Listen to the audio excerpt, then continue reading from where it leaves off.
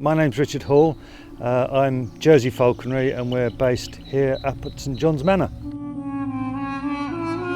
Falconry I've been doing for around about 30 years now. It first started when I was 7. It was the class budgie, and weekends and holidays a child would take the bird home to look after it. Well, I got it for the summer holidays, taught it to wolf whistle and say who's a pretty boy, as you did. Took it back to class after the holidays, and the bird became such a distraction that at the end of the week the teacher put it on my desk, said take it home and don't bring it back again. And it's just escalated from a budgie to this. The first records of falconry are 1700 BC, so 3,700, 3,800 years, something along those lines. In Mesopotamia. The drawings that they've got suggest that there's someone hunting ducks or a bird type thing with a hawk. I got the opportunity to work at a place called the Fantastic Gardens 30 years ago, looking after parrots, and we introduced birds of prey and put on a show there. And then once the gardens closed down, I sort of moved on and moved around, and here I am now, St John's Manor.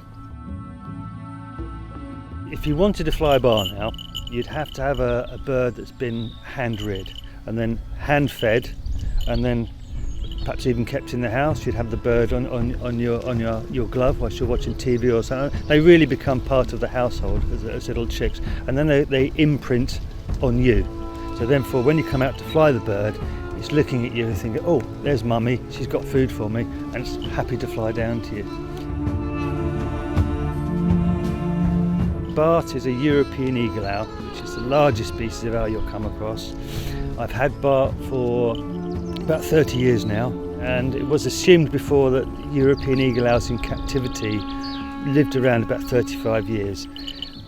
It's now shown that at least 50 years.